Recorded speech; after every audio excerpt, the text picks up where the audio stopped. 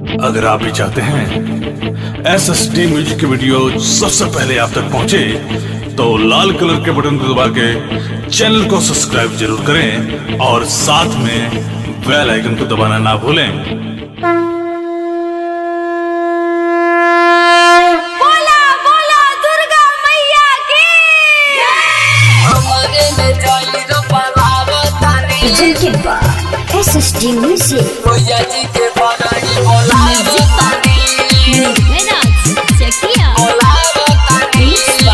Sanji Recording Studio, Chandigarh, Baghaye.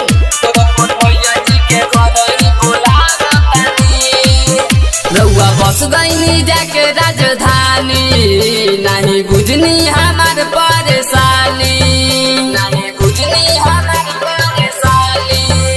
रउआ बस गईनी जाके राजधानी, नहीं बुझनी हमार परेशानी। लेके कोहारा से कासा दिल में लागल बाटे लाशा, लेके कोहारा से कासा दिल में लागल बाटे लाशा। धारावा बतानी अंगने में जई रोपावा बतानी, मैया जी के घर ही बोला बतानी। अंगने में जई रोपावा बतानी, मैया जी के घर ही बोला बतानी। अंगने में जई रोपावा बतानी, रोपावा बतानी, मैया जी के घर ही बोला बतानी।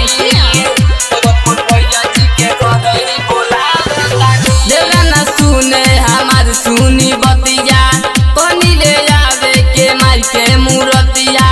कोयला हमरा से कुछहु न होई, तुई कल सब माई के बजरिया, तुई कल सब माई के बजरिया।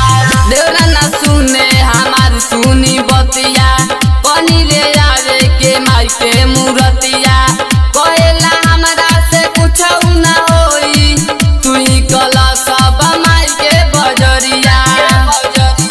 सब करतावे टोला हम तो भइल बानी लोला, सब करतावे टोला हम तो भइल बानी लोला। कसौ मूर्ति धारा बतानी, अंगने में जई रोपावा बतानी, मैया जी के घर ही बोला बतानी।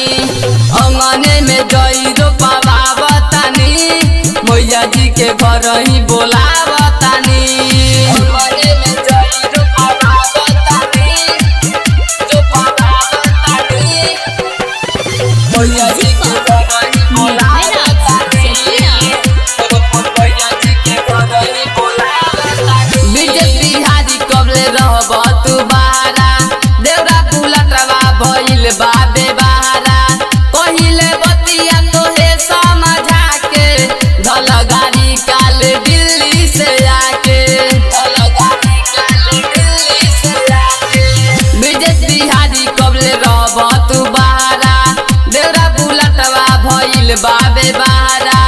पहिले बतिया तोहे समझा के, धल गाड़ी काल दिल्ली से आके।